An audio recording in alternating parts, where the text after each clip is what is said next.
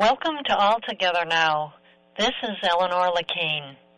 This week, the companies pushing to build the Atlantic Coast Pipeline announced they're stopping the pipeline.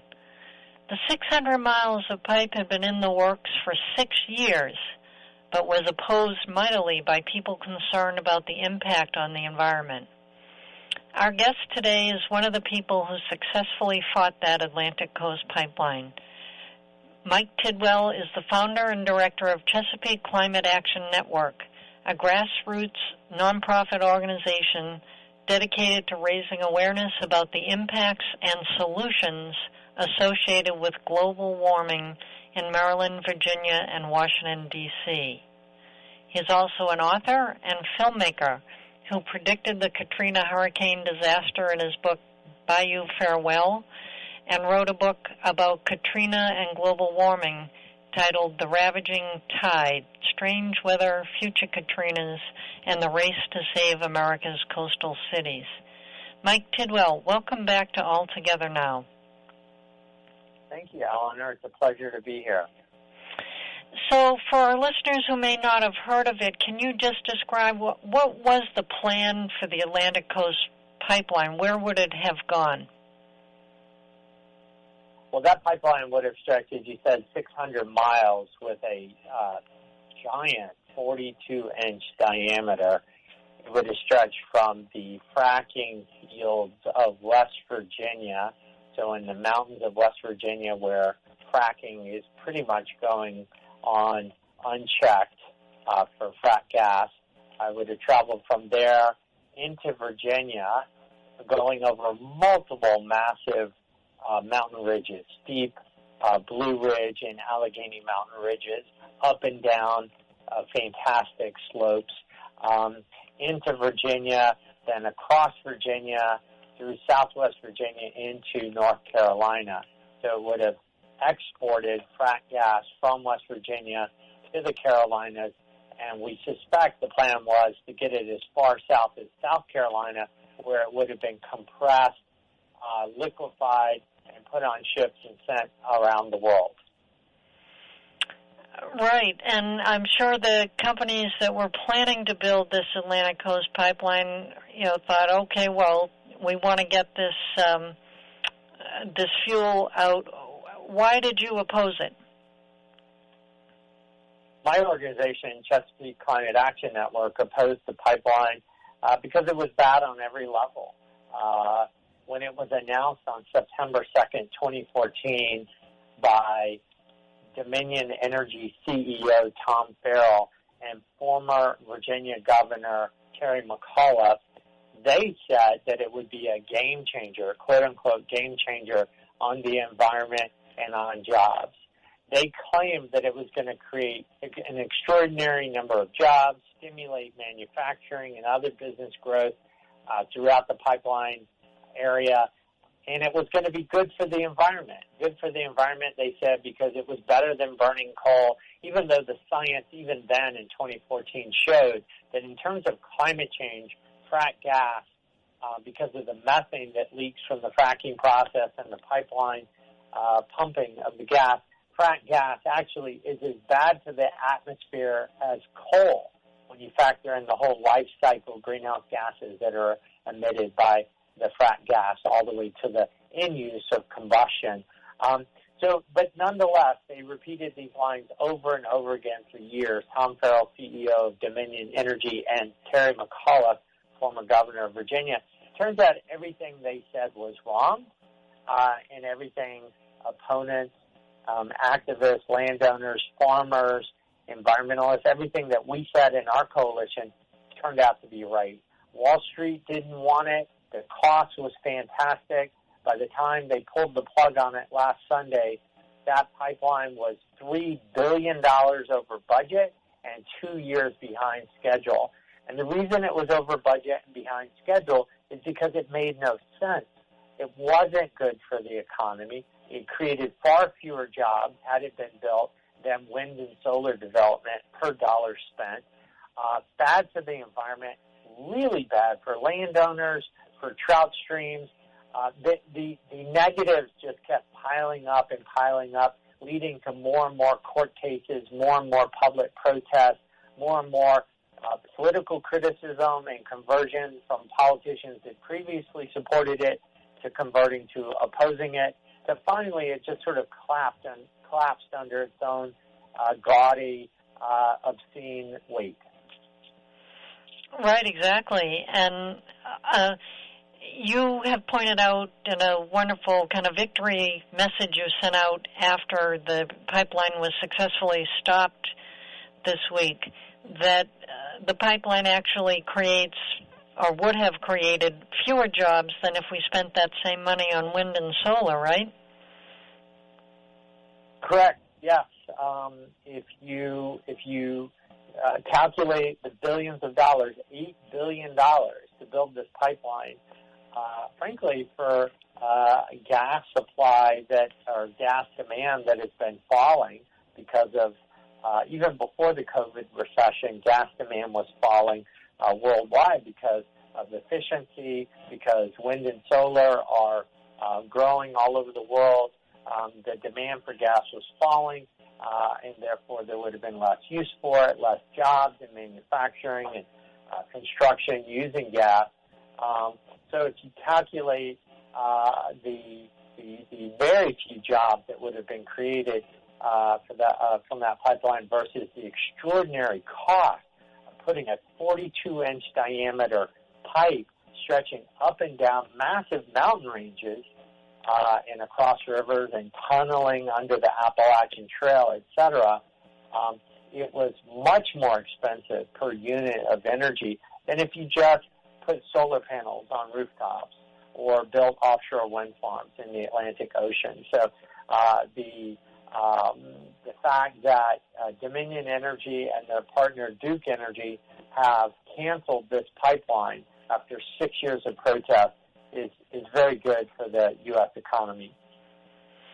Yeah, I think it's a real incredible victory, and sometimes, we can slug away for years trying to get the right thing to happen and still lose, but this is a spectacular victory, major, major win. What kind of action did you and your colleagues take in order to stop this pipeline from being put in? How did you win?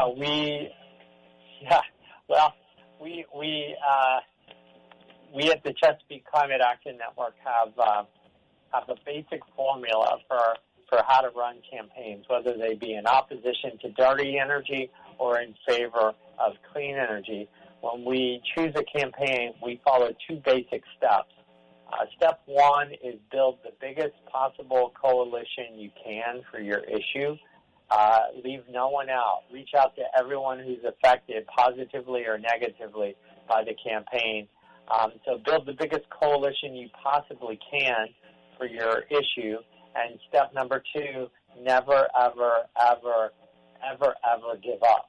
And if you do those two things, you tend to have your share of victories. And that was the exact formula in stopping the Atlantic Coast Pipeline. From day one, when it was announced by Terry McAuliffe and Tom Farrell, we started reaching out to landowners, to farmers, to environmental groups, and making the case that this just made no sense, that it was going to harm forests, it was going to harm stream beds, it was going to be bad for consumers. We reached out to consumer advocacy groups, environmental groups, landowners, and we built that coalition, and then we never gave up.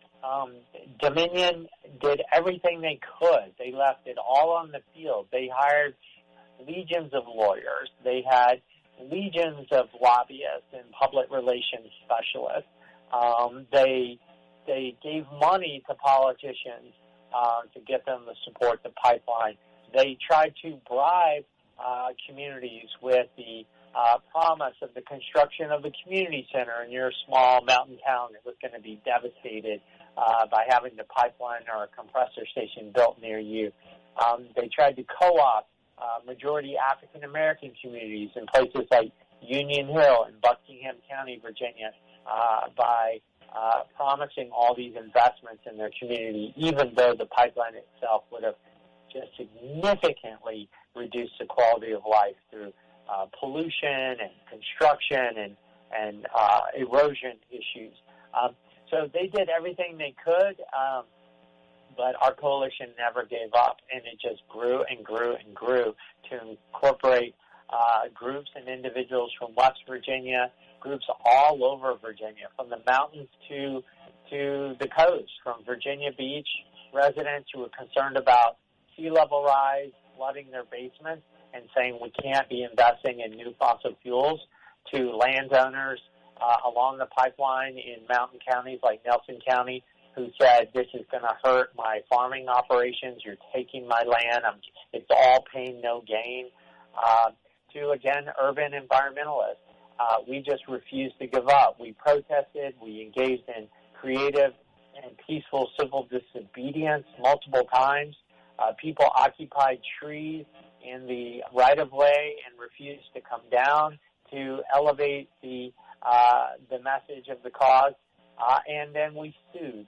We hired lawyers. We engaged our own staff attorney at CCAN. We sued multiple times and engaged in multiple legal actions that ultimately delayed and contributed mightily to the final cancellation of the pipeline.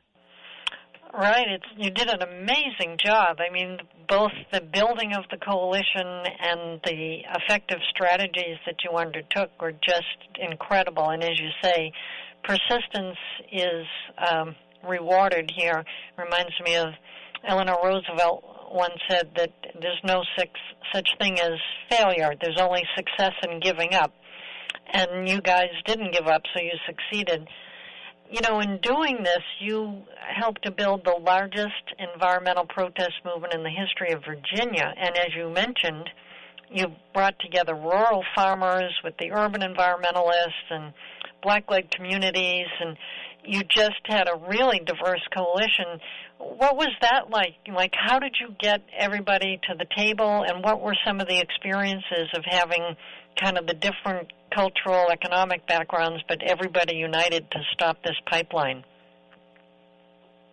Well, I will tell you, as a organizer that's been working on climate change for 18 years, it is easier. I wouldn't say it's easy, but it's easier to unite people in opposition to something than uniting them in favor of solutions. You know, when the pipeline or the highway or the mega mall is being built in your community, the threat is real and concrete. And the threat of this pipeline, again, 600 miles long, a right-of-way of at least 120 feet wide. So they're going to come on your land and cut a forest, pathway the width of 120 feet across the entire width of your property, or they're going to trench right through your wheat fields or your cattle pasture. They're going to build it within a few hundred feet of your daycare center in rural Virginia. They're going to pipe this through your coastal community in North Carolina, across your potato farm in parts of North Carolina. It made it very, very real. And the climate movement itself only grew larger and larger in the United States and worldwide over the 6 years it took to kill this pipeline. So growing climate awareness, growing awareness among landowners that this was all pain, no gain, that Dominion was going to seize by eminent domain a huge amount of their property and give them barely a pittance of compensation given the permanent damage.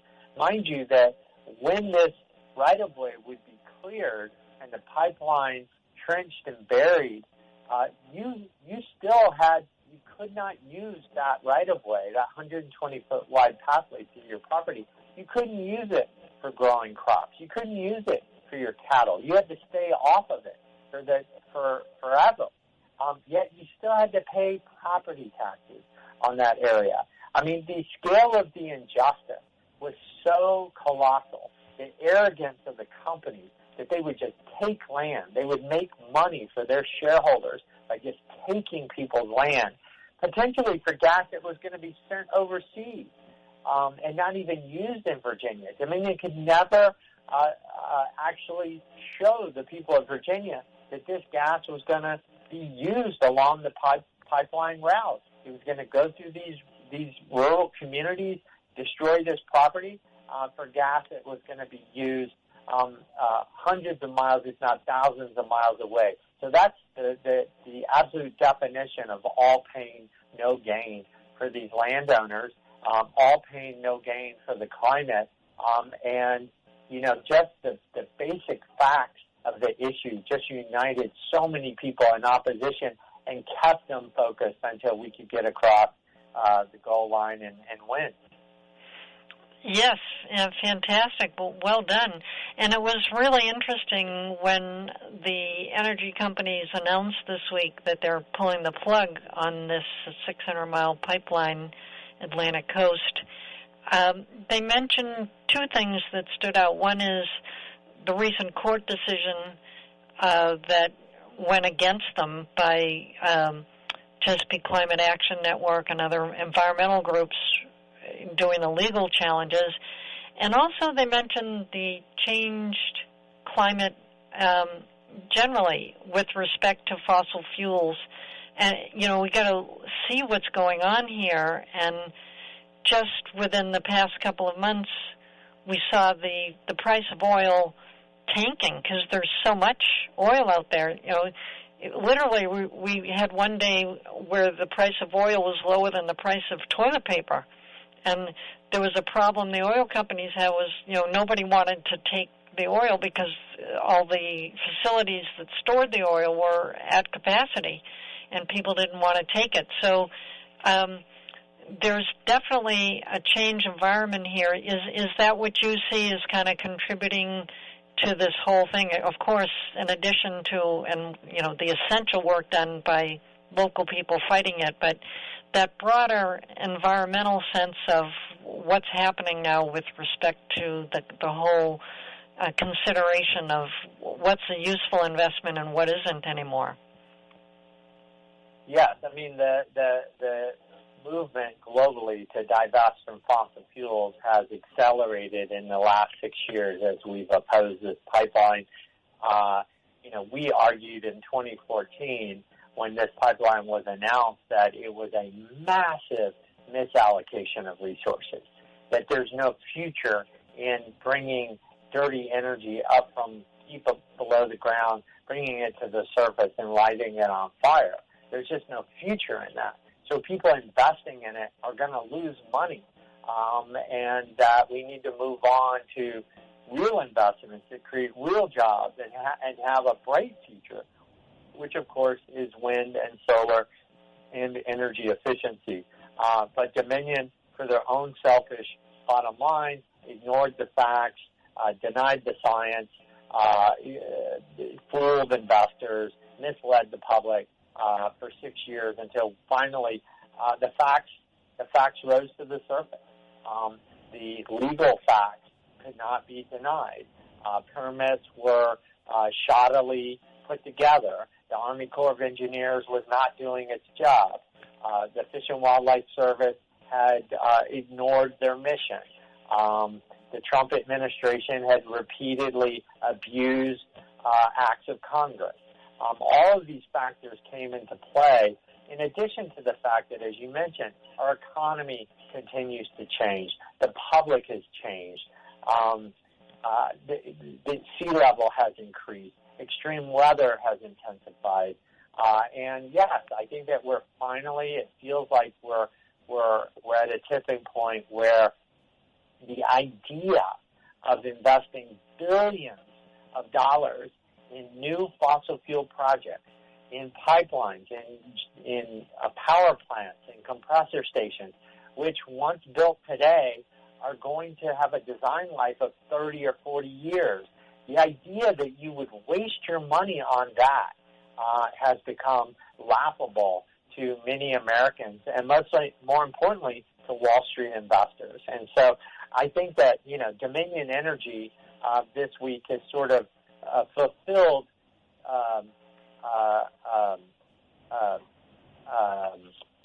Prime Minister Churchill's description Winston Churchill's description of the United States during World War II. He said, the United States can always be counted on to do the right thing after exhausting all other possibilities.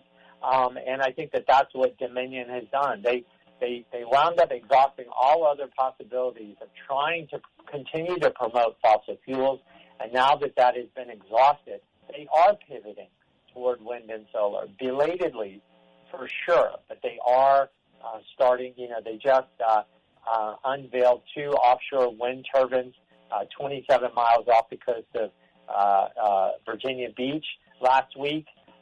They're investing in some pretty ambitious solar farms in Virginia, and we were able to pass some pretty significant legislation in the Virginia General Assembly in March before the COVID shutdown that commits the state to shutting down all its coal plants by 2030 and committing the state as state policy toward 100% clean electricity by the year 2040. So we're making progress, but I do fault Dominion's leadership and, frankly, both Democrats and Republicans who, not only in Virginia but across the United States, have ignored this issue too long. We've extended the fossil fuel industry much longer than it should have been extended, and now we have a lot of catch-up to do. Right, exactly. And but I do think this victory to stop the Atlantic Coast Pipeline is very much a sign of the times and how the winds have shifted, and I find it very, very encouraging. And, of course, it takes people like you to stand up and tell the truth and fight for what's right in order to make that change really happen. But now, because of your work and your colleagues and your coalitions and, other people across the country, the winds of change are blowing in terms of what is seen as a likely good investment and what's going to give you some money back. But there's several other pipelines now where these winds of change are blowing and citizens are organizing against them very effectively. Let's talk about 2 of them. One is the big one a lot of people know about is the Keystone Pipeline out there in the Dakotas. There were massive demonstrations over a period of years, and it kept going back and forth. It looked like it was going ahead, then it looked like it was going to be stopped, and then it looked like it was back on again. Can you tell our listeners what's the current status of the Keystone Pipeline out in the Dakotas? Well, you're right. It's gone back and forth, even under the Obama administration, as recently as 2011, under Obama, it looked like it was going to go forward. I remember in June of 2011, my dear friend Bill McKibben, founder of 350.org, the great writer Bill McKibben, called me up and said, Mike, would you be willing to get arrested peacefully outside the White House protesting the Keystone XL pipeline? And he said that his goal was to get 1,000 people over 2 weeks to get arrested, and would I be interested in that? And I said, Bill, I don't know if you can get 1,000 people, but I know there'll be at least 2 because I'll definitely do it with you. And we wound up organizing 2 weeks of daily arrests outside the White House until we had 1,253 people were peacefully arrested. And that movement really sparked the quote-unquote keep it in the ground movement to protest fossil fuel infrastructure development and any investments in burning more fossil fuels. Before Keystone, before those 1,253 arrests outside the White House in late August and early September of 2011, most people had no idea where a lot of their energy was coming from. They'd never heard of the Federal Energy Regulatory Commission, which regulates pipelines. They didn't know what a compressor station was or what makes for a large diameter of pipe. It just wasn't, fossil fuel infrastructure wasn't on the radar. fast forward to today, in 2020, there is not a single major pipeline or proposed power plant involving fossil fuels or export facility or import facility. There's not one major proposed fossil fuel facility in the world that's not being protested vehemently by somebody. And that was all sparked by Keystone XL. When we came together to draw attention to the tar sands, the proposed Keystone pipeline to bring tar sands from Alberta, Canada, into the United States, all the way to Port Arthur, Texas, for export to the rest of the world, our goals were two. One, to stop the pipeline, and two, to normalize and to incentivize creative civil disobedience and resistance to all of these pipelines. And we've succeeded definitely on the second, because the resistance is everywhere, and the Atlantic Coast Pipeline is just the most recent example of public mass protest of a pipeline till victory. And now in terms of Keystone, it has gone back and forth. It looked like under Trump it was going to get built. They've built part of it. They have not built all of it. And now a Montana judge has said that the Army Corps of Engineers is not properly done environmental impact reviews related to the pipeline under their, I think it's called their National Rule 12. And this court decision affects pipelines everywhere, and the Army Corps' role in all of these pipelines. So I think that Keystone, once again, is in trouble, and not just Keystone, lots of other pipelines like it. That's impressive. So right now the status is that the Dakota Access Pipeline there, the Keystone XL, that is partially built, but now the construction is shut down. Is that right? Yeah, they cannot go further. They cannot progress on that portion of the pipeline through Montana, and the pipeline itself is experiencing a renewed danger. There are a lot of people who want to get it built in the Trump administration, but it turns out laws and regulations matter.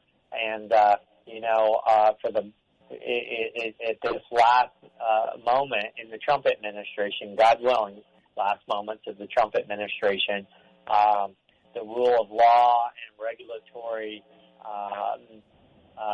structure appears to still be in place enough to continue to delay the pipeline. Right, and I'm a little concerned about this because we thought with the Dakota Access Pipeline that was going to be that was shut down, and then it reared its ugly head again, and then shut down, and now Trump's people reviving it, and now shut down again. It's like a zombie where you kill it, but it keeps coming back to haunt you. Do you think now for both the Dakota Pipeline and the Atlantic Coast Pipeline, do you think those are really shut down for good, or are they going to kind of somehow be revived and come back to haunt us again? Well, the lesson that environmental groups like mine, and I'll remind your listeners that I run the Chesapeake Climate Action Network as director, Mike Tidwell, that we've learned that environmental victories are never permanent. They just aren't. You have to be vigilant continuously to maintain your victories and to achieve new ones. So, yes, I think Keystone especially still has a danger of being built because the Canadian government and the U.S. Administration are still committed to building this pipeline, but it's wounded and back in intensive care. In terms of the Atlantic Coast Pipeline, it is just hard to imagine that the finances of a pipeline like this will ever pencil out ever again. I think that as every day goes by, the possibility of a renewed application for a pipeline like this becomes less likely. Back in 2014, 15, 16, we had our work cut out for us. Both political parties in Virginia and West Virginia and regulators were all in favor of this pipeline, and they were using legal maneuvers for which we did not have immediate answers. So we began looking for every legal avenue available to us, and we lost some and we won some. And frankly, the Trump administration's sloppy zealotry in favor of these pipelines bought us more time because they were so in such violation of the statutory missions of the Fish and Wildlife Service and National Park System that courts, even conservative courts, had no choice but to side against the pro-pipeline petitioners, and that bought us time. And our goal for a lot of years was delay, continue to delay until the not always so smart people on Wall Street began to realize there's no future in fossil fuels. Delay until the science emerged even more urgently on climate change, so that the general public begins to turn against these pipelines. Delay until you can build even bigger coalitions and educate even more people harmed by the pipeline that they need to participate in the political and legal process of protest. And it was that delay that ultimately got us to the point where Dominion just could not sustain further delay without hemorrhaging more money, and they pulled the plug. Yeah, that's impressive. And then there's a third pipeline that most people haven't heard about, I think, and you have written about this and been involved in it, the Header Injustice Project. Can you describe kind of what's happening with that? What is the Header Injustice Project, and what's the movement around it? Right. So officially the consortium of gas companies in Virginia who wanted to expand multiple pipelines across Virginia, they called it the Header Improvement Project, HIP, H-I-P, Header Improvement Project. Basically, it was just a way to build more gas pipeline capacity and addict Virginia businesses and society more to an unsustainable frack gas future. And we were able to protest it, offer comments at hearings, and get it before a number of regulators, including the State Corporation Commission, which regulates these matters in Virginia. And they basically ruled in our favor 2 weeks ago in setting conditions for this project that are almost impossible to meet. So the State Corporation Commission did not explicitly and finally rule against it, but they added conditions for moving forward that basically the companies involved have already declared are nearly impossible to meet. So it looks like that project also has been defeated. And again, under the heading of, doing the right thing after exhausting all other possibilities, our hope that these gas companies and these pro-fossil fuel interests will start to invest more in wind and solar as the primary source of energy in Virginia. Yeah, that's impressive. It's really interesting to see. I know you've worked for years. You're talking about 18 years at Chesapeake Climate Action Network. And it can sometimes, I'm sure, feel like you're slogging uphill against these well-financed, well-heeled energy companies with all their big lawyers and all the rest of it. But here we have, in just the past few weeks, 3 major victories for people trying to stop the fossil fuel development, stopping these 3 pipelines. So I think you owe yourself a little victory lap here. Would you agree? We're elated stopping the Atlantic Coast Pipeline is the biggest single victory in the history of the Chesapeake Climate Action Network across the region. So yes, we are elated. I can't say that we were surprised, because all indications were that this monstrosity was falling apart even 1 or 2 years ago. The legal challenges, the delays, the cost overruns were just seeming to be insurmountable.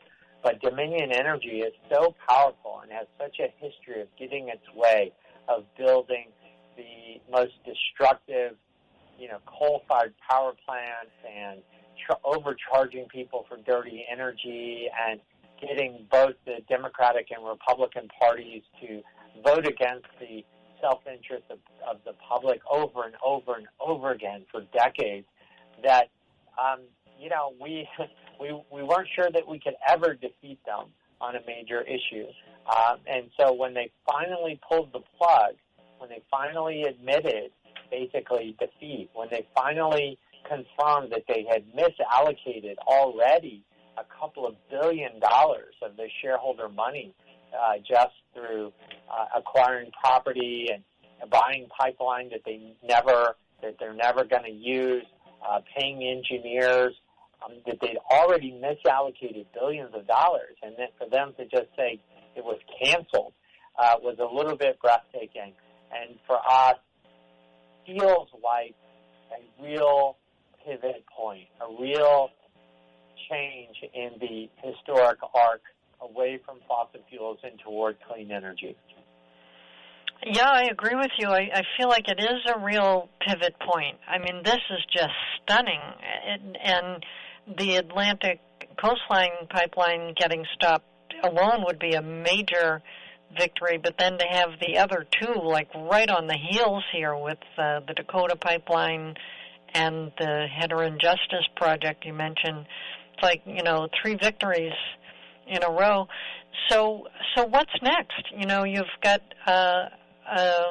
some major victories under your belt now.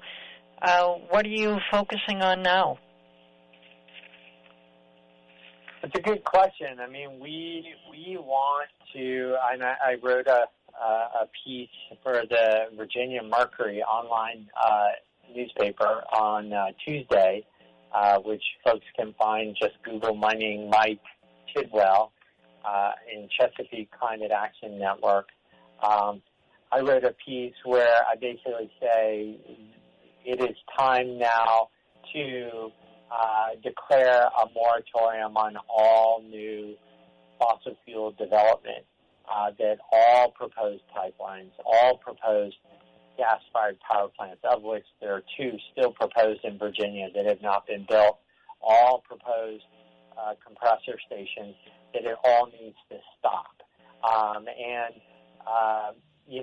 I draw parallels with, our current civil rights conversation that's going on, that it is no longer enough for politicians to be in favor of wind and solar.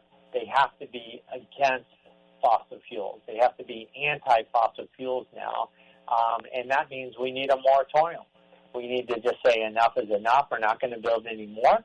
And then we need to proceed methodically and quickly in tearing down the monuments to the old fossil fuel era, tearing down the coal and gas-fired power plants, dismantling the current pipelines, and moving on to a new era, finally and definitively.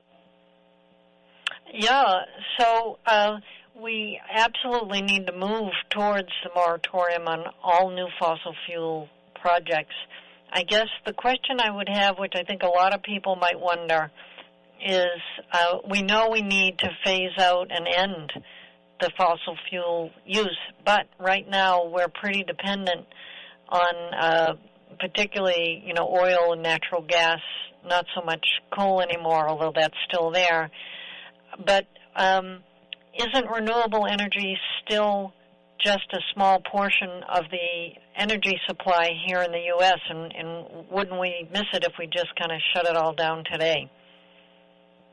Well, we can't shut it all down today, but we need to pass legislation committing our society toward a rapid phase-out. But to answer your question, wind and solar is coming big time. Dominion itself is going to start building I think like 5,000 megawatts of offshore wind off the coast of Virginia. We've got solar rooftop and battery storage is coming along very quickly. Electric cars. I mean, one of the few companies that has survived the stock market gyrations and contraction of the last few months is Tesla, whose stock continues to go up because the future really does involve electric cars. And I think we're going to see the conversion to electric cars happen much faster than most people realize. And so it is not inconceivable that 10 years from now we're using 50% less fossil fuel energy than we use today, and that we could conceivably, and I think will, get off of fossil fuels entirely by the year 2040. It's technologically doable. There's no reason why we can't do it. So you're seeing 100% renewable energy nationwide by 2040? Yes. Yeah, why not? I mean, we should. You got to figure out a way to store it, which I think battery technology is just advancing very, very quickly. I think that electric cars, electric buses. I mean, Dominion itself has proposed during the Virginia General Assembly session of 2020. They proposed a bill. It didn't pass, but they proposed a bill to lease 10,000 school buses, electric school buses, to every school system, every county school system in Virginia, and that those buses would deliver kids to school in the morning, then charge with, sunlight during the day, and then take the kids home in the afternoon, but still have enough energy to serve as sort of a backup in supplying energy to the whole grid. So it's sort of like using a fleet of school buses as a kind of power plant to store wind and solar power during the day and then redistribute it to the local grids at night. So this is the kind of creative thinking that even Dominion Energy is thinking about. And I think that once we fully commit and we turn away from fossil fuels for good, you're just going to see such an incredible growth, an exponential growth in creative uses of renewable energy and storage, and also using internet capacity to manage energy use. You're going to see a reliable, orderly, and dramatically cheaper transition to renewable sources just in the next 10 to 15 years. Yeah, well, you just look at the past 10 years. It's stunning how much the cost of renewable energy has dropped to the point where renewable energy is very cost competitive with fossil fuel energy. I talked to the mayor of a town in Texas. He's actually a Republican, and he said he brought his town to be moving towards the renewable energy just strictly on the cost basis, that it was less expensive and he wanted to save the taxpayers money. So he's doing the renewable energy. And I think you're right. I think it's going to continue to kind of head down on the price. So that's very encouraging, too. You mentioned with the Army Corps of Engineers that they were so sloppy in the work they had done around the Dakota pipeline, and that, Trump was trying to push to get that Dakota pipeline built. We know Trump has pulled the U.S. out of the Paris Climate Agreement. As limited as that was, at least the world was agreeing in the direction we were heading. What would you say to our listeners about other ways that Trump has been a disaster on the environment, and why if you care about the environment, you really want to make sure he's out of office?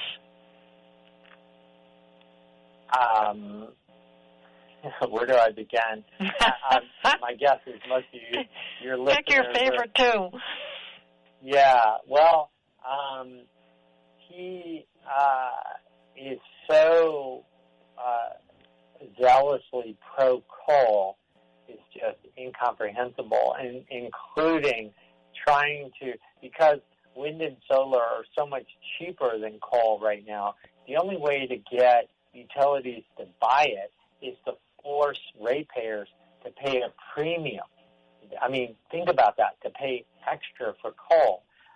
None of us in the clean energy movement foresaw a world where once wind and solar were cheaper than coal, that we would have a government that would ask people to pay extra, to pay more for their energy sourced from coal than it would have to otherwise cost because wind and solar were cheaper. But that nonetheless is what Trump is trying to do. He's trying to use the Federal Energy Regulatory Commission to do that. He's tried to use various EPA enforcement actions to do that. He's tried to use executive orders, all of which to prop up a dying industry for coal that poisons workers, destroys the atmosphere, and makes the economy poorer. So I would say his actions on coal have been particularly stunning, but even there, the tide, the economics, the mathematics of coal are so impossible now that they are failing, but they are succeeding enough to be a distraction and to delay the final demise of coal and gas, delay it much longer than it would otherwise. And the only way to address that is to seek out different leaders, and that, voting in November is very, very important. Right, absolutely. And we hear it frequently, but I think it's now more true than ever. This is the most important election in the history of the country, and we need everybody to vote and make sure all your friends vote too. So, we've been dealing a lot. It looked like there was a big push and more awareness around the climate crisis. It was on the front pages. There's a lot of discussion about it. It looked like we were making some headway there, but then we got hit with the coronavirus pandemic and the health issues around that, the economic issues around that, and that's kind of pushed the global warming off the front page, but we know, whether or not we're talking about it and focusing on it, that global warming is marching ahead. What do you see as the current status of global warming? Well, unfortunately, the physics of the planet do not recognize our ongoing social convulsions as a reason to slow down. They do not recognize public health crises as a reason to slow down the basic change in our atmosphere's warming. So climate change is proceeding rapidly, despite all the other things that we are having to focus on in our economy and in our society, and that's not going to change. I do think that there's been a reduction in public focus on this issue in the last few months because we can't focus on an infinite number of crises at one time. But I will say that the tragic slowing down of the economy has, by definition, simultaneously reduced global warming emissions from the combustion of gasoline in cars and coal and gas combusted for electricity worldwide. That is not the way you want to reduce emissions. You want to do it in an orderly while rapid implementation of policy. But this recession has nonetheless bought us a little bit of time. But now we have to recover. We have to rebuild our economy nationally and globally in a green way. And I think you see the European Union being very serious about that, making it clear that investments in recovery and stimulus investments must stimulate the right kind of clean economic growth.